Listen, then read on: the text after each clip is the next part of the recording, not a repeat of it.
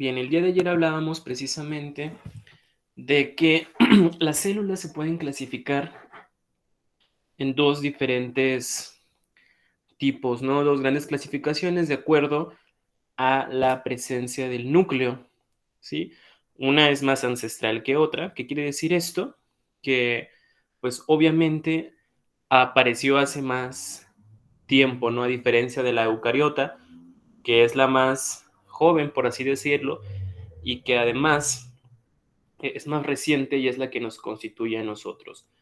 Hay una teoría que se llama la teoría de la endosimbiosis, que la propuso Lynn Margulis, que ella establece que los organelos que tienen las células eucariotas eran, en aquel momento, pues bacterias que engulló una célula más grande, ¿sí? Es decir, que los organelos, como por ejemplo las mitocondrias, en el caso de células animales, y los cloroplastos, en el caso de las células vegetales, pues eran bacterias individuales, nada más que llegó en algún momento en que una célula más grande de mayor tamaño la engulló y se decidió hacer una simbiosis. La simbiosis es el proceso por el cual pues obtienen un beneficio, ¿no? En este caso, pues la célula más grande le daba protección y la otra célula pues le producía energía. Y entonces existió e inició una bonita amistad precisamente en la célula eucariota. Y ustedes se preguntarán por qué o cómo saben eso, porque precisamente la, el tamaño de esos organelos, la mitocondria, además de que tienen su propio material genético, aparte del que tiene el núcleo, también han podido medir el tamaño y pues miden lo mismo aproximadamente que una bacteria. Entonces, por ahí va la lógica más o menos. Y además, tener en cuenta que las mitocondrias son herencia materna. Recuerden que la única fuente de energía que nosotros obtenemos parte precisamente de la síntesis de ATP, de adenosín trifosfato, que se realiza en las mitocondrias de las células. Las mitocondrias son células maternas, son organelos maternos, perdón, que únicamente lo hereda mamá. ¿Por qué? Porque supuestamente cuando el espermatozoide va camino al óvulo, pues la mitocondria lo lleva en el flagelo, ¿no? O sea, lo que hace que pues mover al espermatozoide y llegue al óvulo. Entonces, cuando lo fecunda, pues obviamente deja al final el flagelo con la mitocondria y únicamente nos quedamos con las mitocondrias de mamá. Entonces, las enfermedades mitocondriales tienen relación a la herencia materna. Entonces, su energía, sus mitocondrias son de su mamá, de la mamá, de la mamá, la mamá de su mamá, de su mamá, y así sucesivamente, hasta encontrar a la primera Eva. Muchos estudios genéticos decidieron utilizar el ADN mitocondrial precisamente para poder entender el origen, ¿no? De dónde venía la Eva, la que todos andaban buscando, ¿no? La primera mujer.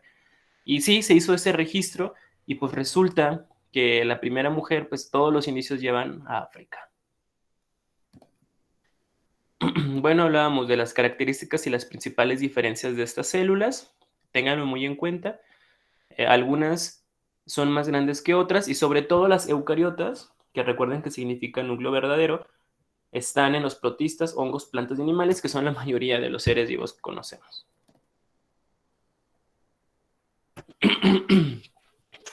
Para esto hay una teoría celular que pues fundamenta a la biología, ¿no? Al momento, bueno, yo les dejaba leer el fundamento de qué es la biodiversidad, qué es la evolución biológica. El punto de partida de la evolución biológica sigue siendo la célula, ¿sí? Y sigue siendo también objeto de estudio.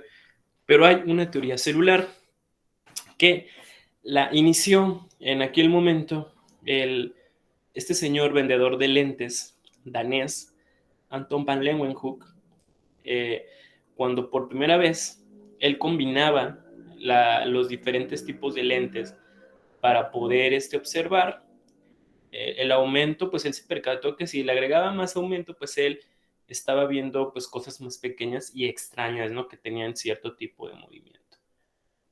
Y él empezó a utilizar agua de charcos, agua encharcada, incluso la misma masilla que él tenía en los dientes. Recuerden que en aquella época pues no había muy buena higiene bucal. Y empezaba él a agarrar tierra, etcétera, y él empezaba a observar eh, cosas, ¿no? Que les llamó animánculos. Y bueno, una de las cosas que también vio fue espermatozoides en las primeras muestras. Y pues a él le llamaba la atención eso, ¿no? Cómo se podían mover.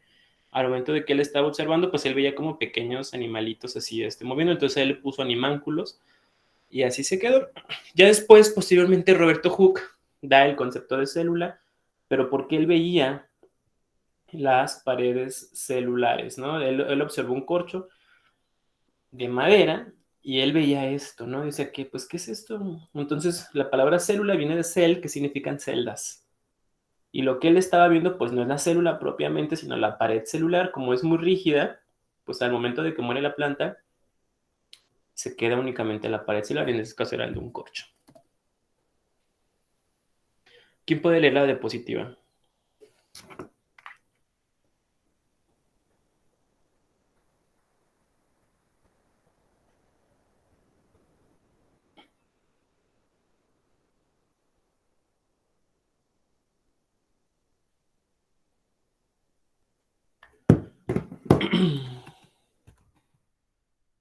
Sofía,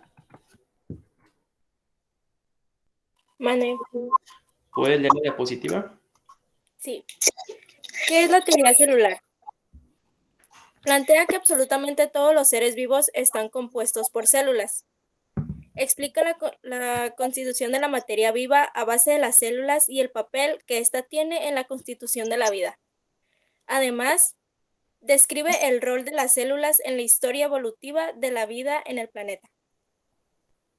Entonces, a partir de esta teoría, pues tratamos de explicar, recuerden que pues la ciencia se usó del método científico, que hubo una serie de investigaciones que concluyeron que efectivamente la célula es unidad de vida.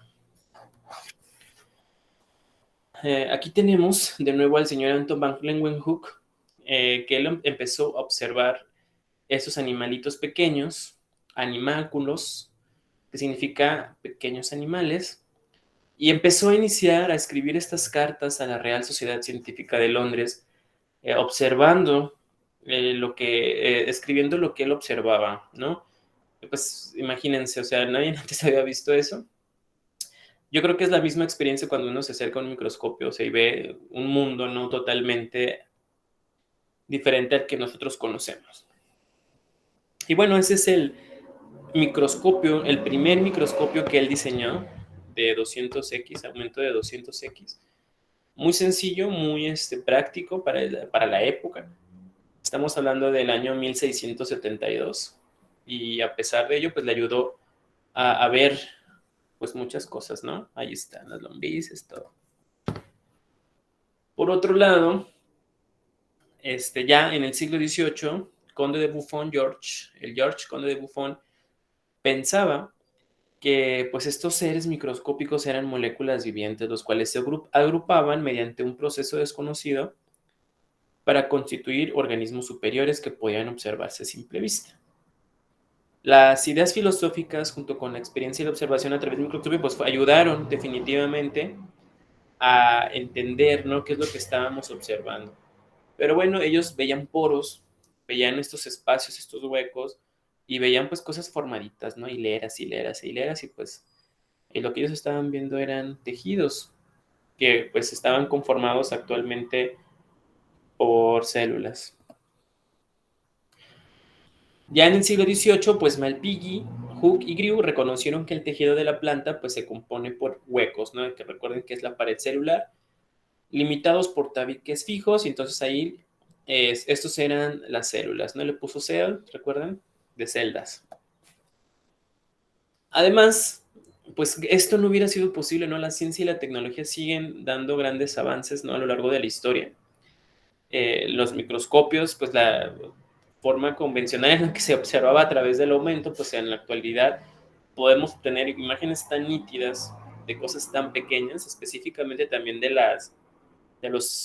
moléculas, ¿sí? Los microscopios electrónicos y los atómicos, o sea, son algo increíble que Yo creo que si estuviera Leeuwenhoek vivo, pues no sabría qué decir si viera eso. Esa no es la asistencia, es la del día de ayer. Bueno, la palabra célula como tal fue introducida por Roberto Hooke, apareció por primera vez en el libro Micrografía en 1665 y contiene algunas de las primeras imágenes en tejidos vegetales que él observaba, ¿no? Especialmente en cortes de corcho y de partes leñosas, ¿no? De la planta. Pues Hooke nunca, para la época, nunca llegó a pensar, ¿no? Lo que él estaba observando. Brown en el siglo XIX pues descubre también en diferentes células vegetales que algunas estructuras que parecían un granito en medio, ¿sí? En medio de la célula. Y para esto pues eso era el núcleo, es lo que actualmente conocemos como núcleo. Y Sladen pues demostró que las células se forman a partir del núcleo, es decir, que había algo en el núcleo que hacía que las células se tenían que dividir. Y ese algo, pues recuerden, en la actualidad lo conocemos como el dogma central de la biología molecular, y el ADN y el ARN pues participan activamente. Pero vean en qué año estamos, en 1880, en el siglo XIX, el ADN apenas se descubriría hasta el siglo pasado, 1953 aproximadamente. Posteriormente, Sladen, en 1838, observaba que los animales están compuestos de grupos de células y que la célula es la unidad básica de los organismos vivos. Por otro lado, Rudolf Virchow estableció que solo se formaban células nuevas a partir de una célula preexistente. ¿Qué quiere decir esto? Para aquella época recuerden que pues muchos creían en la generación espontánea. Era muy difícil poder brindar estos apartados, esos aportes, porque realmente pues en ese entonces reinaba el catolicismo, ¿no? La religión católica. Imagínense que ir en contra de lo que decía el Papa, el Vaticano, en aquellas épocas, pues estabas dando tu sentencia, ¿no? Como le pasó a Darwin cuando publicó El origen de las especies, etcétera. O sea, todo lo que se afirmara que no fuera Adán y Eva, pues eso estaba prohibidísimo, ¿no? Y era hereje. Pero bueno, Luis Pasteur y Virchow, pues empezaron a observar esto. ¿Qué quiere decir? Que pues no nada más aparecemos, ¿no? Y en aquel entonces los grandes filósofos, Aristóteles de la antigua Grecia, pues ellos habían postulado esta teoría de la generación espontánea, donde ellos observaban que si tú dejabas, pues, ropa sudada mucho tiempo, pues obviamente iban a salir ratas, o el famoso experimento de la carne podrida. Ustedes dejaban un pedazo de carne en la mesa de su casa y pues no había refrigeradores en esa época. Entonces, llegaban obviamente el hongo, le caía hongo, las moscas, etcétera, y aparecían larvas.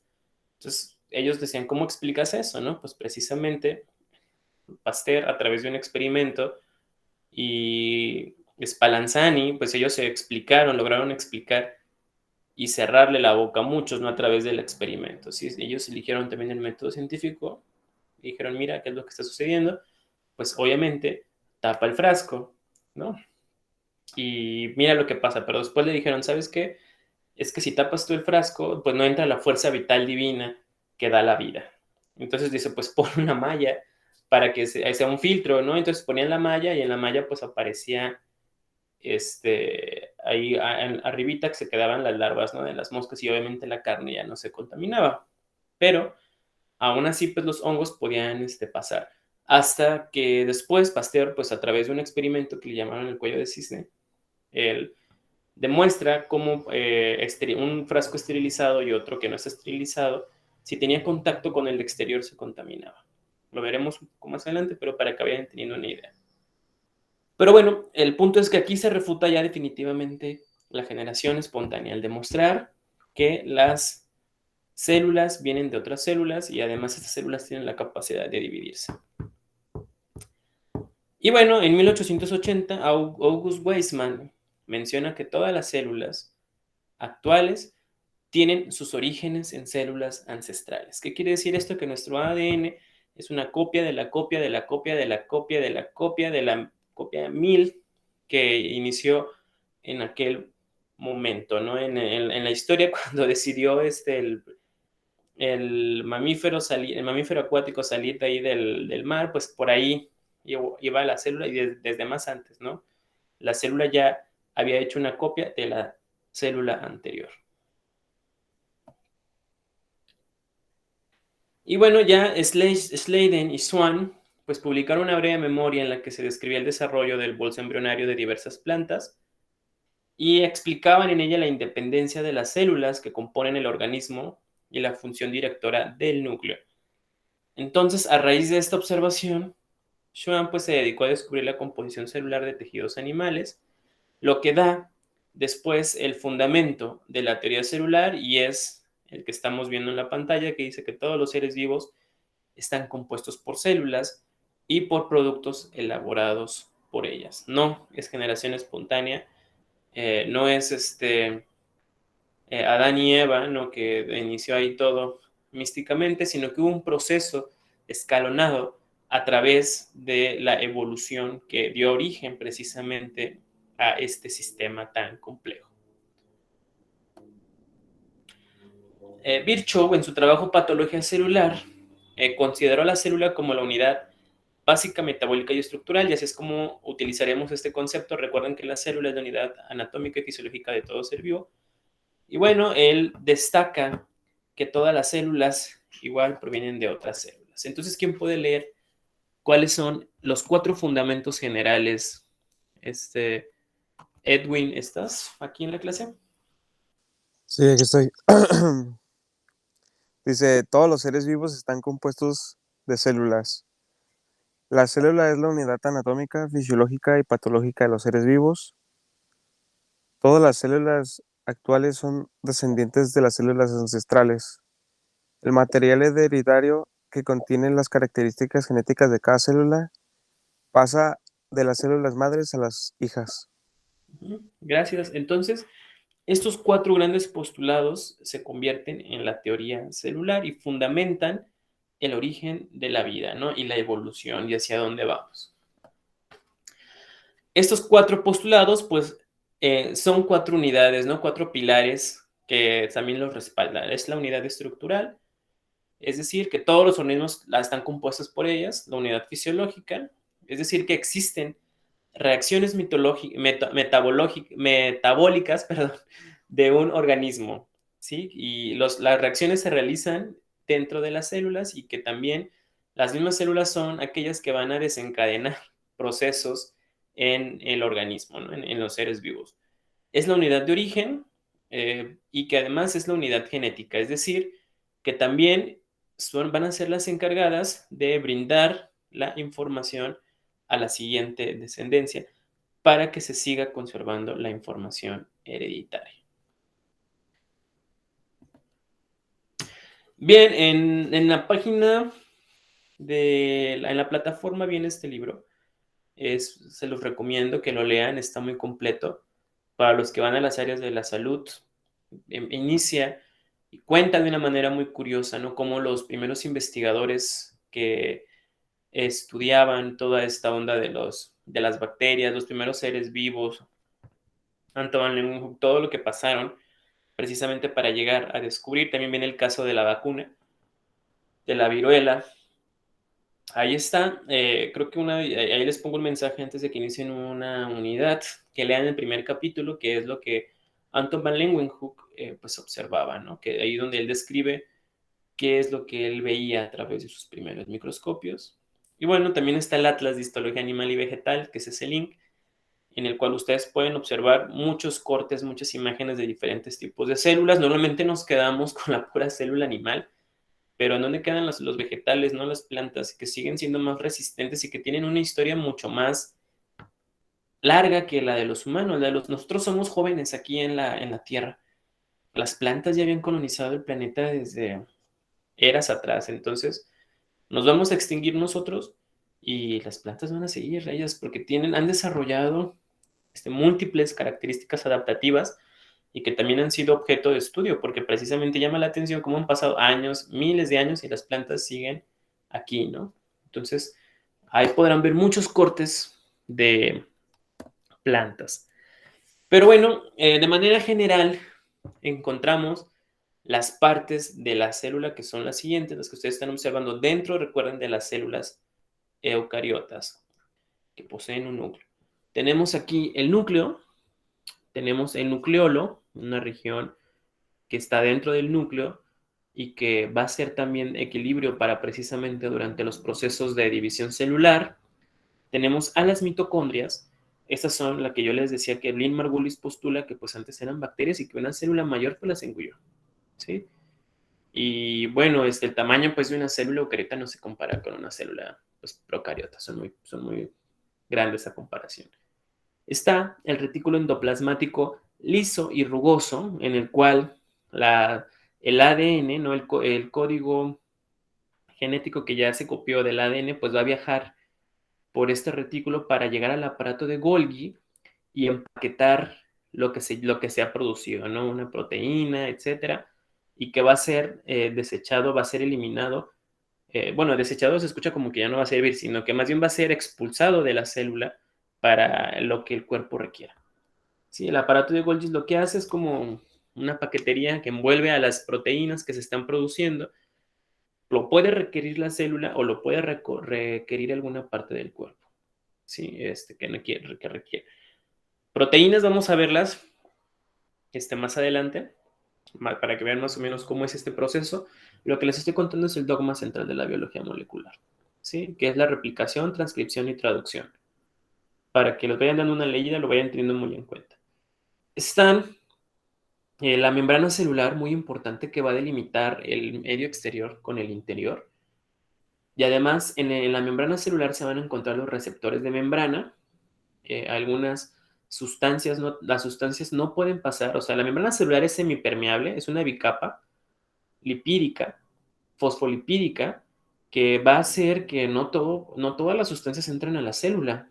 Algunas requieren de receptores. ¿Qué sustancias creen ustedes que necesitan de receptores para entrar a la célula, chicos?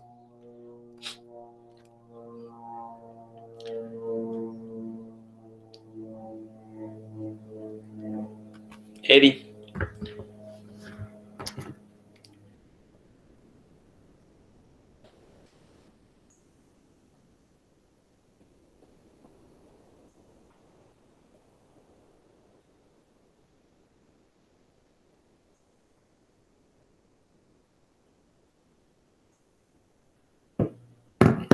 ¿Qué sustancias consideran? Sofía.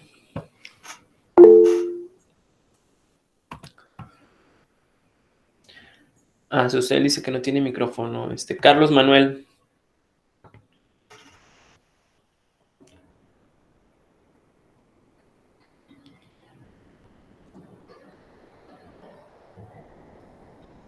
El agua. El agua, ¿sí? ¿Qué otras? El aire. Fíjense que el aire, específicamente con el oxígeno que respiramos, hay una proteína que sintetiza también la célula que se llama hemoglobina. La hemoglobina tiene la capacidad de fijar el oxígeno, ¿sí? ¿En dónde se hace esto? En los pulmones, en los alvéolos pulmonares. Y a este proceso se llama intercambio gaseoso. Pero la hemoglobina la producen los genes, es decir, el ADN, ¿sí? Entonces, efectivamente, tiene también que transportarse a todas las células y además de que fija el oxígeno, también tiene la capacidad de obtener el dióxido de carbono y también expulsarlo. Algo muy común, también que yo pensaría que ustedes también lo tienen así en mente, ¿qué sucede con los medicamentos? ¿Alguien ha pensado o se ha puesto a pensar cómo es que, por ejemplo, que si les duele la cabeza se toman un medicamento y va al estómago, ¿no? Porque obviamente pues se disuelven los ácidos gástricos. ¿Han pensado qué pasa con las pastillas, con los medicamentos?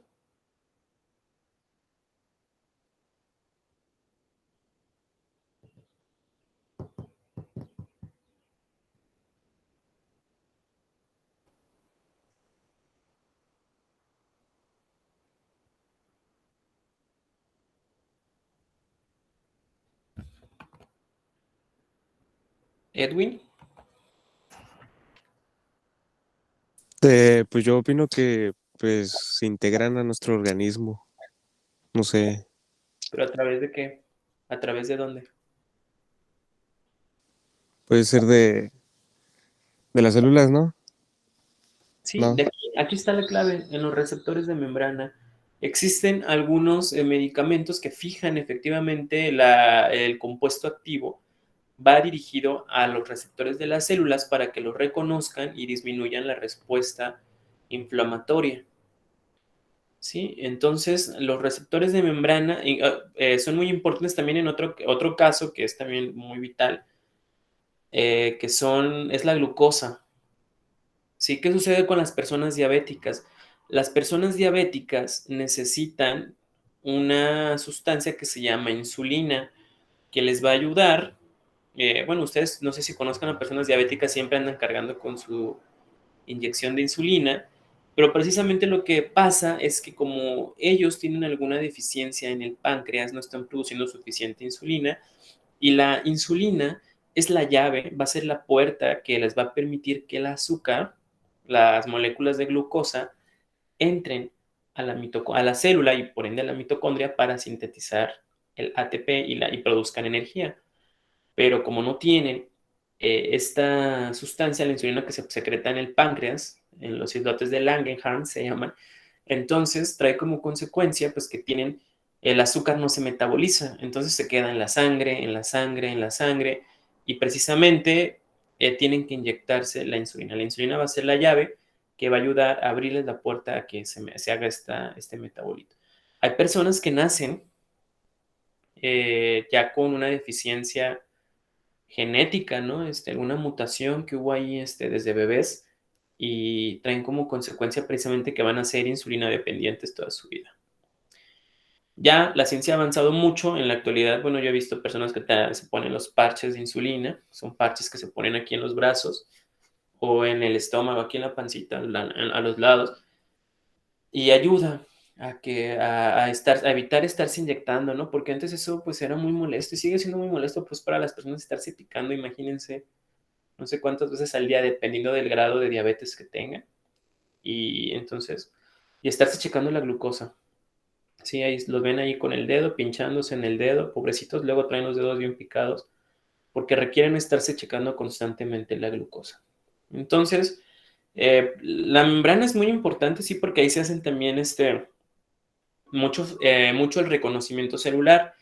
¿Qué sucede con el sistema sanguíneo? Las células, cuando están en nuestro torrente sanguíneo, lo que ellas hacen es que se toquetean. Obviamente, entre ellas van pasando y reconocen los receptores de membrana que ellas tienen.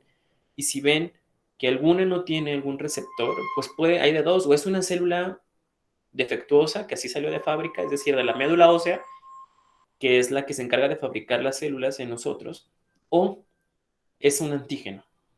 ¿Sí? Una sustancia completamente extraña al cuerpo, llámese bacteria, llámese un hongo que entró, pues nosotros estamos respirando constantemente del exterior y se escapó, ¿no? Se le fue ahí a los pulmones, se le fue a torrente sanguíneo, comí tacos ahí en el puesto de la esquina y entró algo ajeno, entonces las células empiezan como loquitas y desencadenan una respuesta inmune. Pero esto se hace a través de los receptores de membrana. También cuando tienen algún padecimiento, que van a donar sangre, que los van a operar, se necesitan donadores de sangre y precisamente existe un sistema que se llama el sistema ABO, que consiste prácticamente en integrar, el sistema AB, en realidad es sistema AB0, ¿sí? Y lo que refiere a esas letras es precisamente, y el otro factor, el negativo positivo, porque ves que sangre eres, O positivo, A negativo, etcétera. Y eres el donador universal, ¿no? Entonces, el O significa cero. ¿Qué quiere decir esto? Que no tiene proteínas asociadas a su membrana de reconocimiento celular. Por eso es el donador universal. Si fuera nada más sistema A, quiere decir que tiene un tipo de proteínas. Y si fuera B, otro tipo diferente de proteínas. Por eso A no le puede donar a B, a excepción de que sea un AB, ¿sí? Y el factor RH viene del monoresus. Así se le llamaba cuando Landsteiner iniciaba a hacer las transfusiones sanguíneas, pues él los hacía con los changuitos. Y con las primeras transfusiones sanguíneas que se hacían eran de perros a humanos. O sea, imagínense, o sea, insertar sangre de un perro a un humano. ¿Qué es lo que sucedía? Pues prácticamente el paciente, los registros que Landsteiner tiene de lo que le sucedía a los humanos era a las personas, que registraban temperaturas de hasta 45, 50 grados y morían. O sea, había un choque anafiláctico, ¿no? Porque precisamente el cuerpo pues no reconocía las células. Al igual cuando van a donar un órgano, tienen que hacerles pruebas sanguíneas de compatibilidad, de histocompatibilidad, porque precisamente si su célula, como ya son células de memoria, todas las células que tenemos son células de memoria, ya están entrenadas por nuestro propio cuerpo. Y si le metemos una sangre ajena o otra sangre que no es, al final, pues las células, mientras sean peras o manzanas, puede incluso que seamos nuestros propios enemigos. Hay algunas enfermedades autoinmunes, por ejemplo, la artritis reumatoide, en el que las mismas células están dañando los tejidos de los huesos, ¿sí? Entre los nódulos, aquí entre los dedos, empiezan a atacar las células, o sea, nuestras propias células nos empiezan a atacar. Y ahí es algo muy grave porque pues empieza la hipertrofia, ¿no? Se empiezan a deformar los dedos, etcétera. Y hay muchas enfermedades muy graves. También hay otra enfermedad que se llama la enfermedad hemolítica del recién nacido. Y es cuando, por ejemplo, cuando se van a casar, en el registro civil es requisito que les van a pedir una prueba, los estudios prematrimoniales, que incluyen VIH-Sida, VIH, sífilis, grupo sanguíneo, efectivamente para evitar complicaciones en el embarazo. Pero resulta que se casan que con una persona que no es histocompatible con ustedes. Ojo, tengan mucho cuidado con las personas con las que andan. Pregúntenle su sistema, su grupo sanguíneo, porque después si quieren tener hijos, el primer producto puede llegarse a salvar. Sí, el primer producto. El que ya no la cuenta es el segundo. ¿Por qué? Porque las células, como les comento, son de memoria. Ellas ya identificaron que pues el producto en la mujer, pues mientras sean peras o manzanas también es algo extraño, es algo ajeno que se está formando en la panza de mamá, sí, en el vientre de mamá. Pero ya mientras cuando lo expulsa y lo saca, mucho gusto, gracias, o sea, las células se vuelven a reacomodar y adiós, ¿no? Pero si la mamá no es histocompatible, en el primer producto va a desarrollar que anticuerpos, ¿sí? Y los anticuerpos son proteínas, son fragmentos de proteínas que tienen memoria. ¿Quién me escribió? Adelante, Carlos.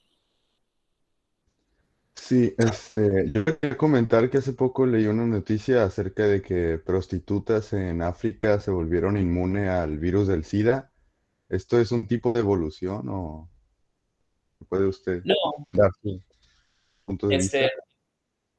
bueno, recuerda a qué nos referimos a evolución. Evolución es, por ejemplo, que existe alguna modificación en nuestras funciones, siempre y cuando ésta se herede y se pueda mantener en la siguiente descendencia por muchos años.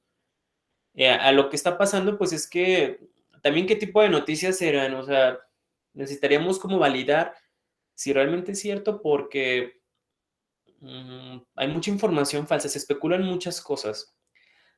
Yo también leí también en alguna ocasión, por ejemplo, ya ven que se está desarrollando a la par la vacuna del SIDA. Y leí pues que en alguna ocasión ya recientemente se había curado una persona precisamente gracias a la vacuna del SIDA y además a tratamientos de células madre. Entonces, no, eso no es evolución, sino que precisamente es una respuesta inmune.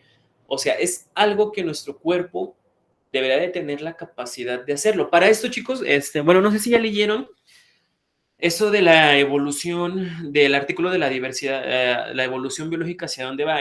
Recuerden, que la naturaleza lo que va a hacer es que siempre va a ejercer una presión en el individuo. Y recuerden que van a sobrevivir los más aptos.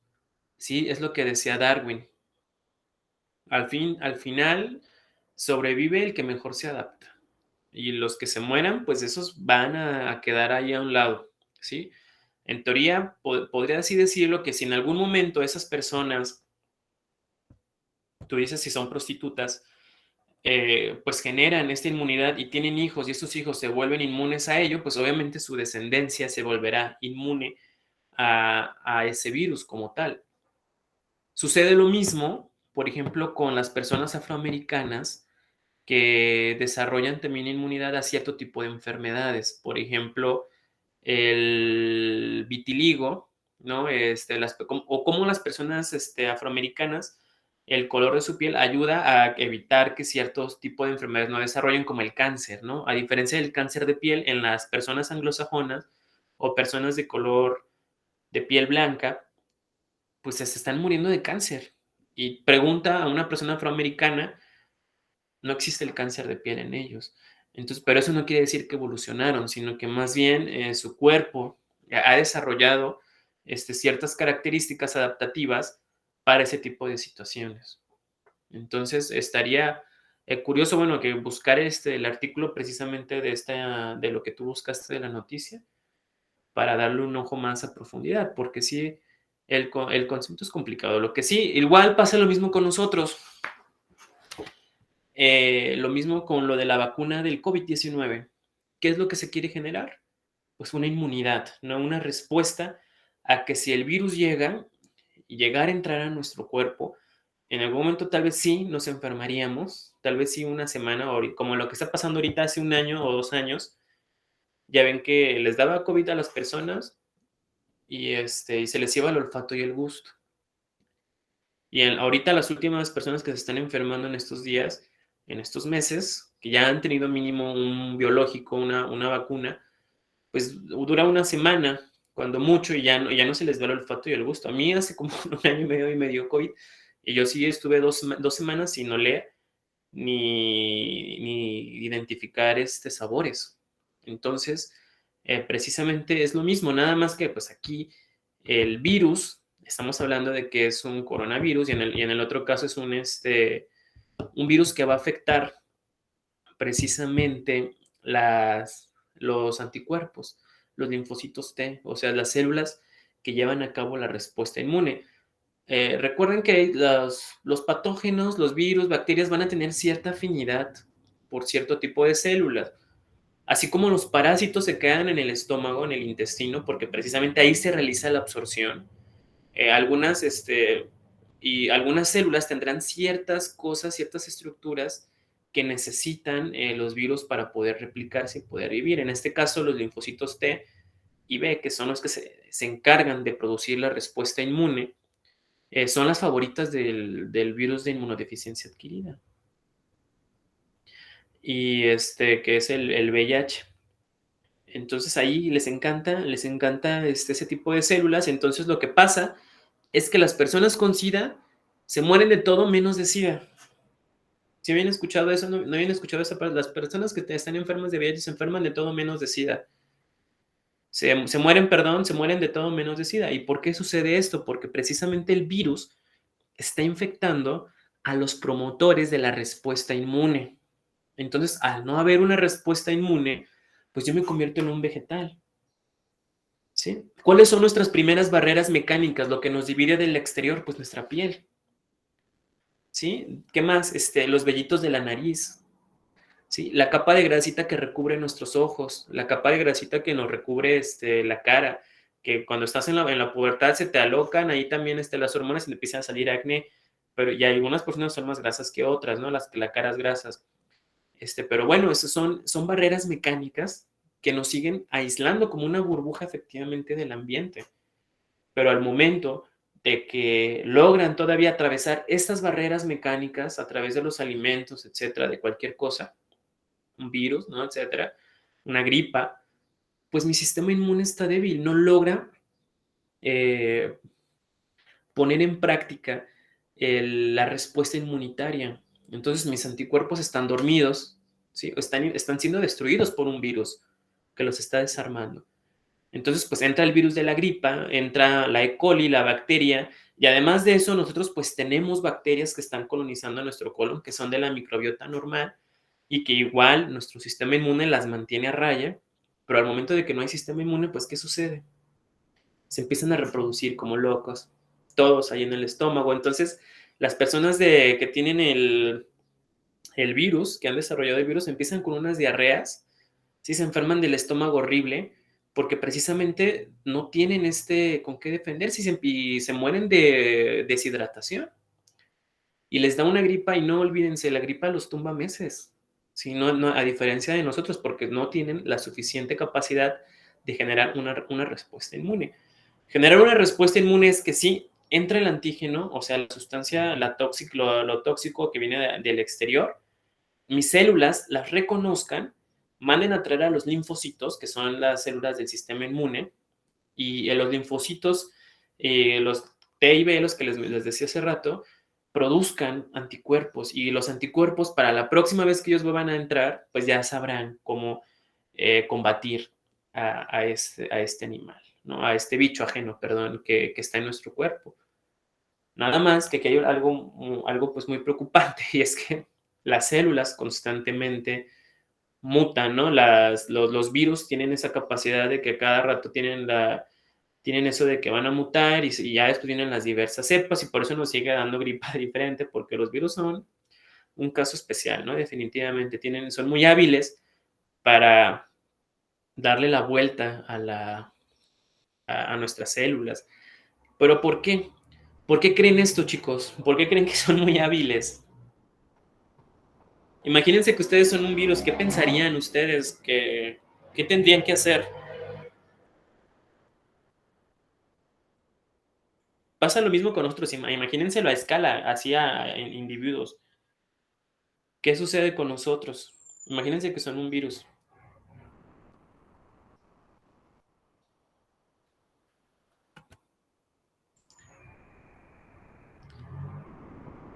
Cristian dice porque se van expandiendo. ¿Cómo que se van expandiendo, Cristian? ¿Podría ser más específico?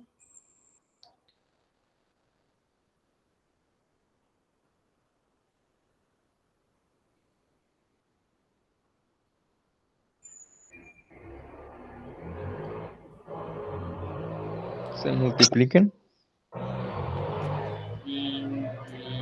Se multipliquen, algo más. ¿Quién da más? ¿Qué los va a hacer que se multipliquen más bien? ¿Reproducirse? Sí, o sea, que se multipliquen es que se van a reproducir, o sea, se están reproduciendo ellos, se están multiplicando, pero ¿qué han logrado ya que les está permitiendo reproducirse?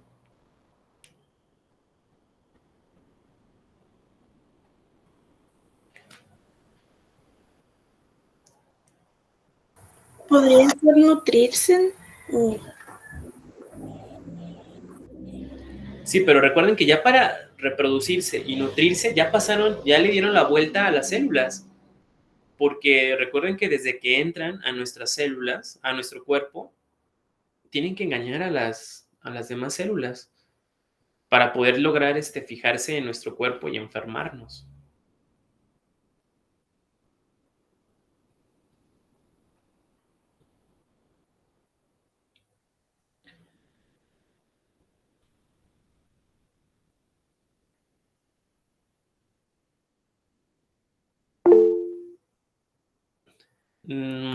Es un mecanismo de la evolución. Y efectivamente, a ver, Carlos, ¿qué sucede cuando tú vas? Imagínate que vas a Alaska. ¿Qué llevarías a Alaska? Ropa caliente, Ropa chamarra, caliente. ¿Para qué? ¿Para que logres qué? mantenerme en cierta temperatura.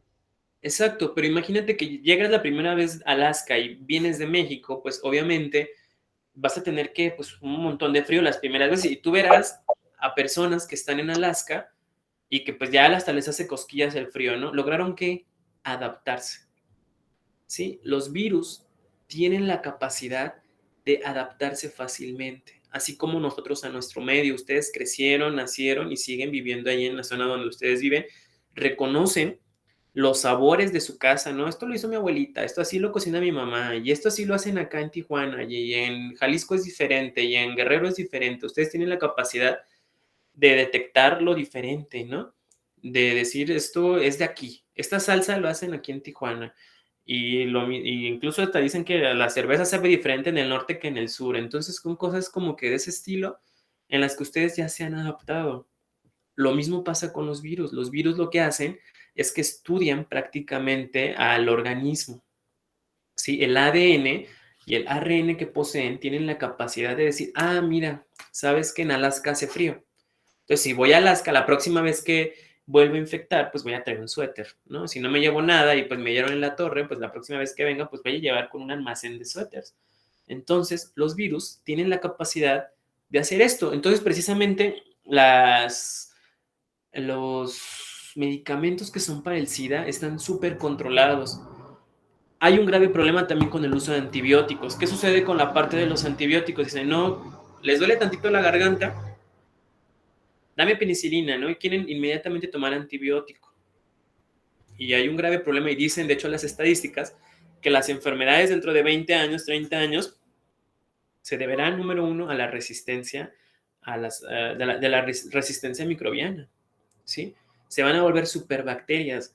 ¿Por qué? Porque las estamos entrenando. O sea, nosotros estamos entrenando a las bacterias de decir, mira, esto, con eso te puedo matar y lo voy a seguir tomando y te voy a estar matando. Entonces, las bacterias que van a hacer, si les seguimos dando lluvias y lluvias de antibióticos, pues va a llegar un momento en que se van a adaptar a esos antibióticos y se van a hacer más fuertes. Lo mismo pasa con los virus. Los virus, les mencionaba el caso del VIH, nada más hay creo que como 23 o 24 drogas en el mercado específicamente para el tratamiento del VIH. Y son súper controladas porque si la persona llega a abusar de este medicamento, el virus muta, ¿sí? El código genético del virus tiene la capacidad de mutar, entonces va a lograr que se adapte a ese medicamento. Y eso trae muchas consecuencias porque se empieza a formar una nueva cepa. ¿Sí? ¿Todo claro hasta ahorita?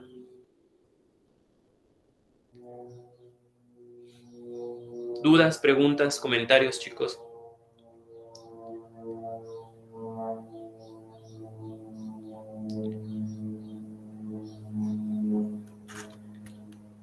¿Todo bien?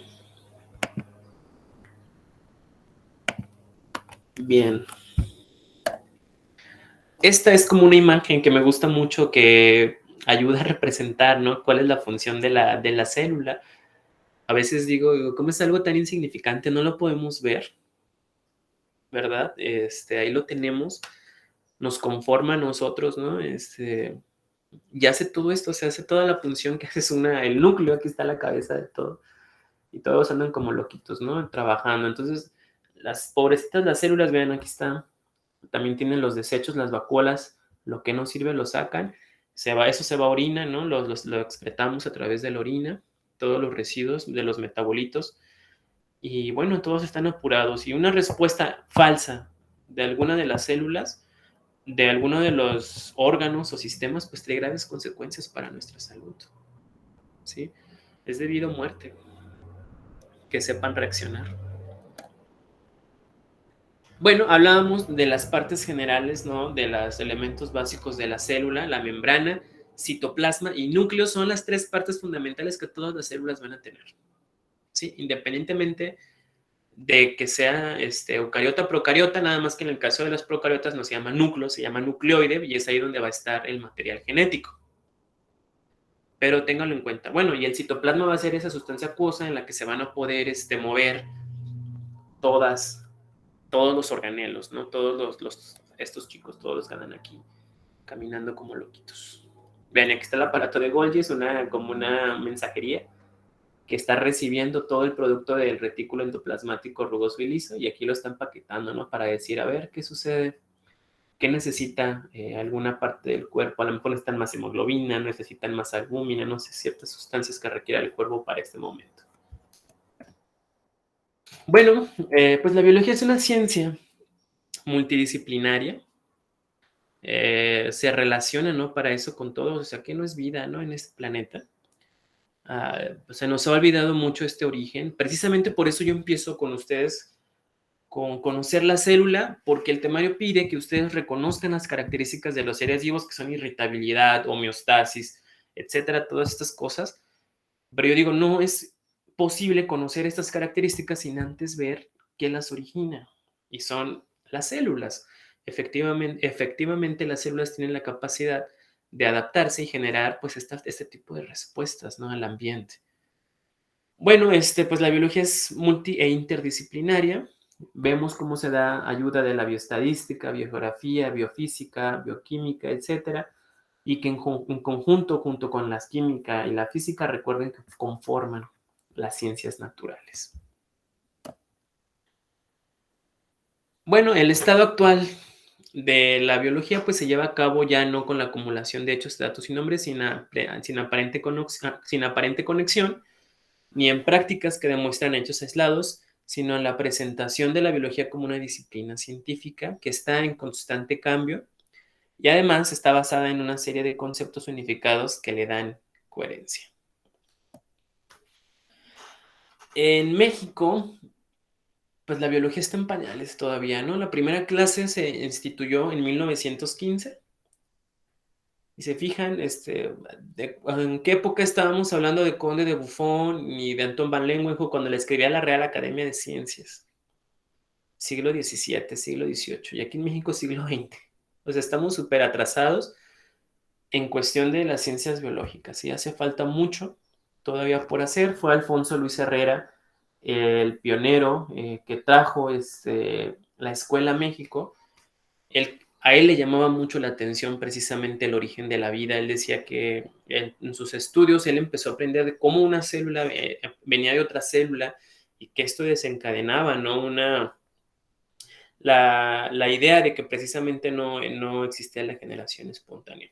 Ya con el tiempo, hasta 1915, él logra establecer la Dirección de Estudios Biológicos, ¿no? Que estuvo integrada por laboratorios de investigación, un zoológico, un zoológico, un jardín botánico y una estación de biología marina en Veracruz. Entonces aquí está, en 1915, el origen de la biología en México. Y bueno, ya por último veremos este video.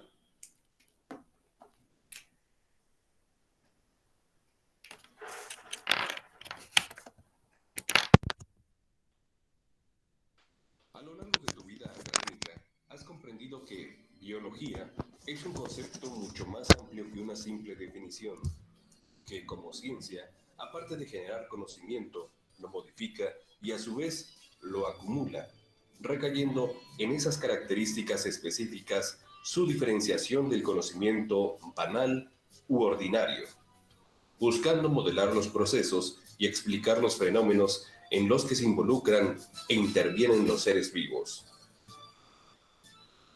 Aunque es difícil determinar una fecha exacta del surgimiento de la biología como ciencia, se considera que esta ocurre a mediados del siglo XIX, cuando investigadores como Darwin, Lamarck, Mendel, Pasteur y de Vries sentaron las bases para el surgimiento de la biología moderna. Pero si bien es cierto que la biología moderna tiene sus orígenes en el continente europeo, podría decirse que fue Aristóteles en la antigua Grecia quien inicia su estudio al escribir varios tratados sobre historia natural, destacando la primera clasificatoria del ser vivo. Sin embargo, para buscar la huella que nos diera indicios sobre el origen de la biología, debemos remontarnos 4 millones de años atrás, cuando nuestros ancestros, los homínidos, aparecen en el escenario terrestre, donde el desarrollo gradual de un conocimiento que permitiera advertirles del peligro, así como allegarles alimento, significara aumentar la probabilidad de su supervivencia. Un conocimiento que con el paso del tiempo dio lugar al desarrollo de la agricultura, desembocando el surgimiento de las primeras civilizaciones en Oriente Medio hace 20.000 años.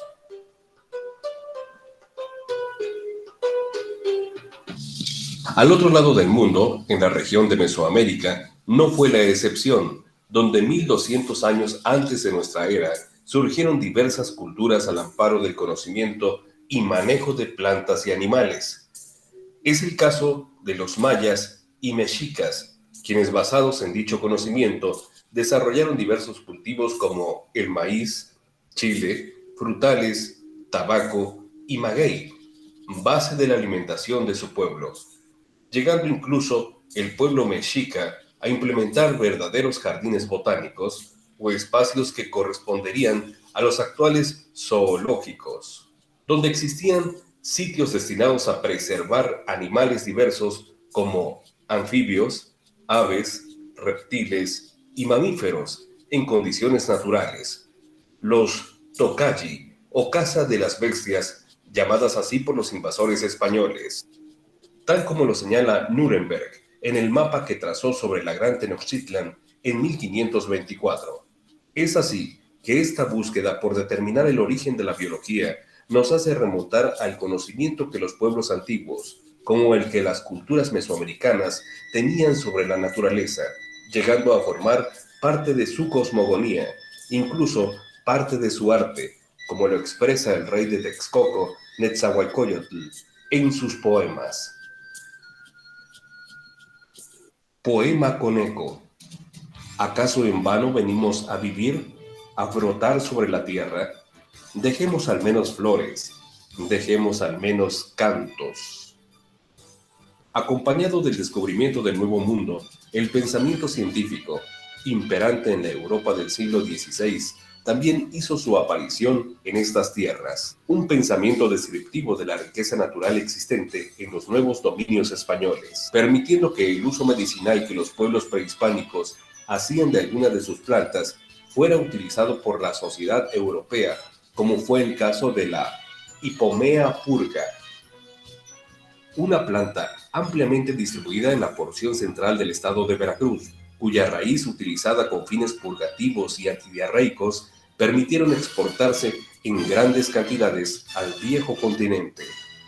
Un mundo exótico, diverso y abundante que llamó el interés de naturalistas como Alexander von Humboldt, que a su paso por tierras veracruzanas en 1804 determinó la altura de los volcanes Pico de Orizaba y Cofre de Perote, y en reconocimiento a la riqueza florística que adornaba las casas de la ciudad de Jalapa, la distinguió como Ciudad de las Flores, época en la que el doctor Francisco Javier Balmis trajo a estas tierras la técnica médica inmunológica denominada variolación, precursora de lo que Luis Pasteur denominara años más tarde vacunación. Para México, el siglo XIX fue un periodo convulsivo, de divisionismo político, de múltiples rebeliones y luchas internas de la invasión a su territorio por fuerzas extranjeras, circunstancias que junto con su pobre economía limitarían el desarrollo de la biología en nuestro país a la par europea. No obstante, durante esta época se crearon instituciones de fomento a la enseñanza, así como la prospección de la riqueza nacional basada en el pensamiento científico. El desarrollo de la biología en México detona a partir de la segunda mitad del siglo XX ante el surgimiento de institutos de investigación al interior de la Universidad Nacional de México, así como de otras que surgen paulatinamente. En el caso del desarrollo de la biología moderna, cuya explicación acerca de su origen implica abordar procesos cognitivos previos a su consolidación como una ciencia.